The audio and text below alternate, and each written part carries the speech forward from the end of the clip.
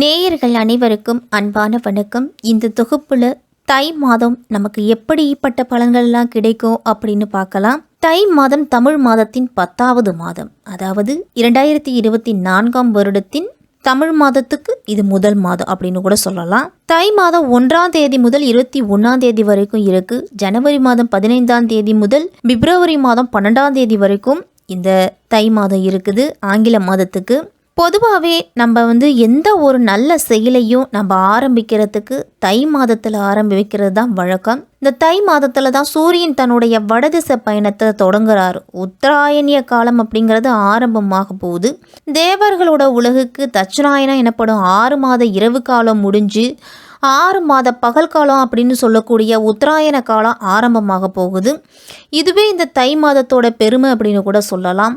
ஆடி மாதத்தில் விதைச்ச நெல்லெல்லாம் தை மாதத்தில் தான் அறுவடை செய்வாங்க. அந்த அறுவடை செஞ்ச நெல்லில் தான் தை பொங்கல் அன்று புது அரிசியில் பொங்கல் செய்து சூரிய பகவானுக்கு படைப்பாங்க.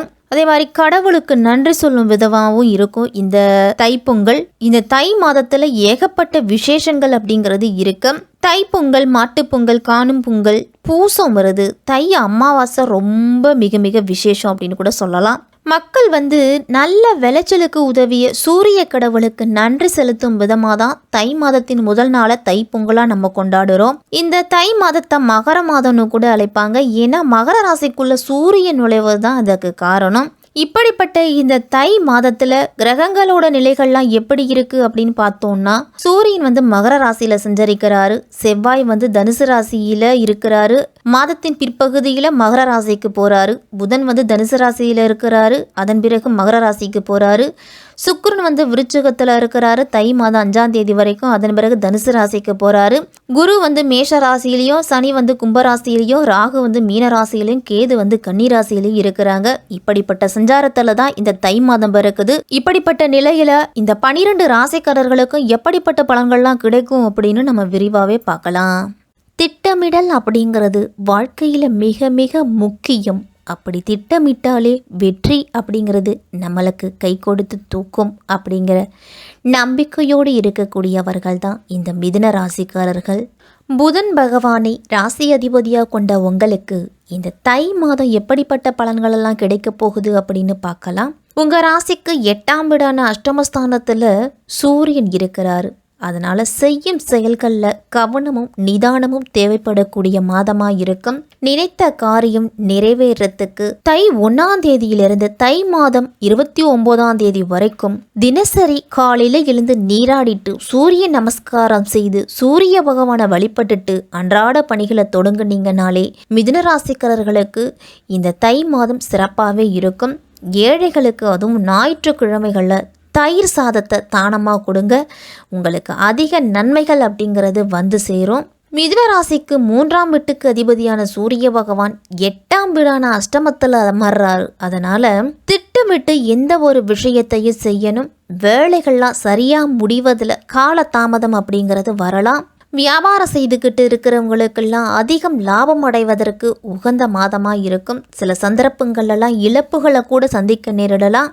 இந்த மாதத்துல புதிய திட்டங்கள் எந்தளவு இருக்கோ அந்த அளவு உங்களுக்கு பொறுமை அப்படிங்கிறது தேவைப்படும். கடுமையா சம்பாதித்த பணத்தை முறையா சேமிப்பது, முதலீடு செய்வது அப்படிங்கிறது மிதுன ராசிக்காரர்களுக்கு முக்கியம். பணத்தை கவனமா செலவு செய்ய வேண்டிய மாதம். உங்களுடைய வாழ்க்கை துணையோடெல்லாம் தேவையற்ற குழப்பங்கள்லாம் வரலாம். வாக்குவாதங்களை தவிர்த்துக்கிட்டு நல்ல புரிதலோடு நடந்துக்குங்க. ஆரோக்கியத்தில் அதிகம் கவனம் செலுத்தணும். கைவலி, கால்வலி, முழங்கால் வலி போன்ற பிரச்சனைகள் அதிகளவு ஏற்படலாம். நோய் எதிர்ப்பு சக்தியை அதிகரிக்கிறதுக்கெல்லாம் சத்துக்கள் நிறைந்த உணவுகளை அதிகமாக எடுத்துக்குங்க. மாத தொடக்கத்திலேயே உங்கள் ராசிக்கு 9ஆம் இடத்துல சனி பகவான் சஞ்சரிக்கிறாரு. அதனால ஒளிமயமான வாழ்க்கைக்கு உத்தரவாதம் தரக்கூடிய இடம் அந்த 9ஆம் இடம். சனி 9ஆம் இடத்துல சஞ்சரிக்கிறதால உங்களுக்கு ஓரளவு நல்ல பலன் அப்படிங்கிறது கிடைக்கும். குரு பகவானும் உங்களுக்கு சிறப்பாகவே இருக்கிறாரு. தொழில்ஸ்தானாதிபதி குரு லாபஸ்தானத்தில் சஞ்சரிக்கிறாரு.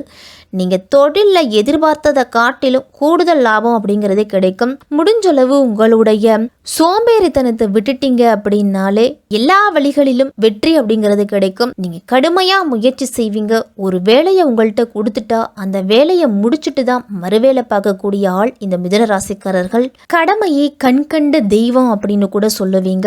அந்த அளவு உங்களுடைய கடமையில கண்ணும் கருத்துமா இருப்பீங்க. உங்களுடைய தொழில்ல புதிய ஒப்பந்தங்கள்லாம் வரலாம். உங்களுடைய பொருளாதாரத்தை சீர் செய்து கொள்றதுக்கு எந்தெந்த வழிகளில் முயற்சி செய்யணுமோ அனைத்து வழிகளிலும் முயற்சிகளை செய்யுங்க.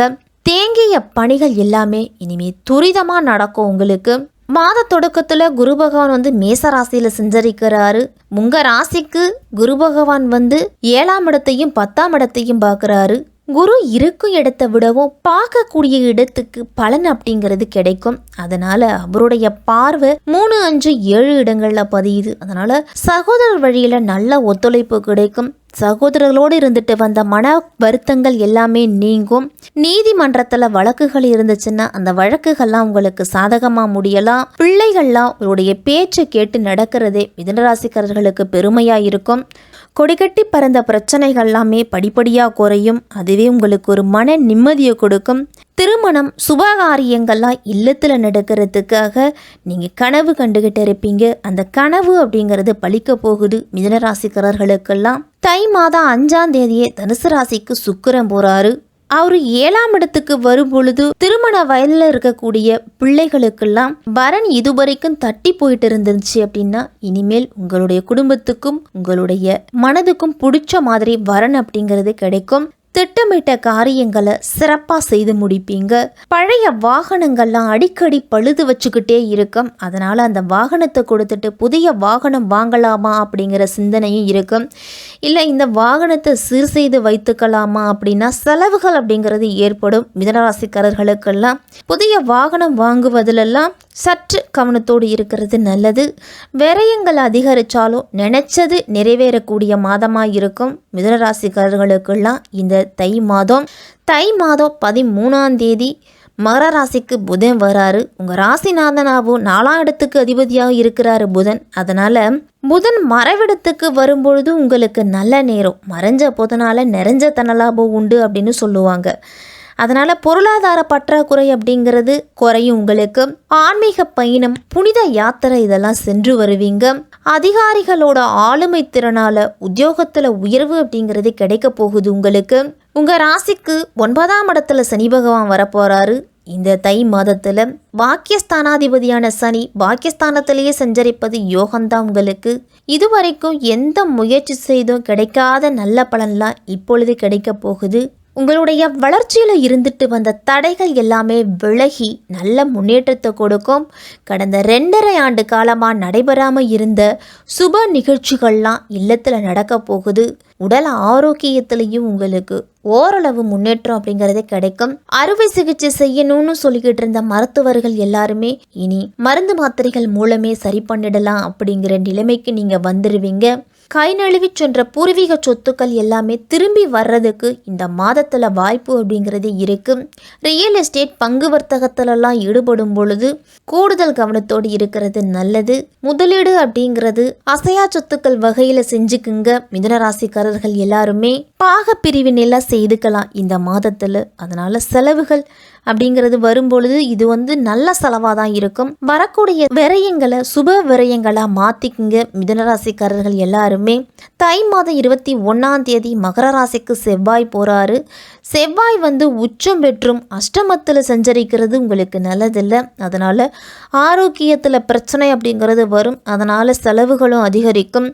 அதிகாலை முதல் இரவு வரை நீங்கள் உழைக்க வேண்டிய நிர்பந்தம் அப்படிங்கிறது வரலாம்.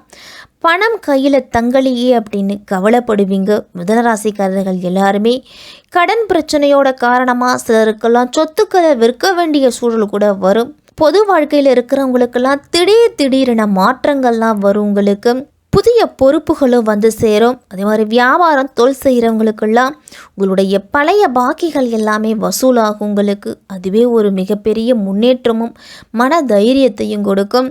கலைஞர்களுக்கெல்லாம் இந்த தை மாதத்தில் வருமானம் அப்படிங்கிறது திருப்திகரமாக தான் இருக்கும். பயணம் செல்லும் பொழுது கூடுதல் கவனத்தோடு இருங்க. வெளிநாட்டு பயணங்கள்லாம் செல்லும் பொழுது உங்களுடைய உடைமைகளையும் உரிமைகளையும் பாதுகாப்பாக வச்சுக்கிறது நல்லது.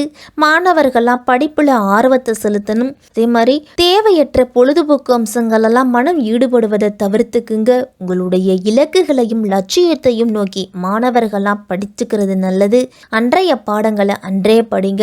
உங்களுடைய பாடத்தில் சந்தேகம் அப்படின்னு வந்துச்சுன்னா அதை ஆசிரியரிடத்துல கேட்டு புரிஞ்சுக்கிறது நல்லது. பெண்கள்லாம் கணவன் மனைவி கிடையில் இருந்துட்டு வந்த மன வருத்தங்கள் எல்லாமே ஓரளவு நீங்கும். குழந்தைகள் விஷயத்துல சற்று கண்டிப்போடு நடந்துக்கிறது நல்லது. வீட்டில் இருக்கிறவர்களோட உடல் ஆரோக்கியத்தில் கவனத்தை செலுத்தணும். இந்த மாதம் மிதுனராசிக்காரர்கள் அனைவருமே விநாயக பெருமானை வழிபட்டுட்டு வாங்க. உங்களுக்கு வெற்றிகள் அப்படிங்கிறது அதிகமாக கிடைக்கும். வியாழன் மற்றும் சனிக்கிழமையில் அசைவ உணவுகளை தவிர்த்து வாங்க. நேரம் கிடைக்கும் பொழுது உடற்பயிற்சி, நடைப்பயிற்சி, மூச்சு பயிற்சி, யோகா, தியானம் இதையெல்லாம் செய்துட்டு வந்தீங்க அப்படின்னா உடல் ஆரோக்கியத்தில் நல்ல முன்னேற்றம் கிடைக்கும்.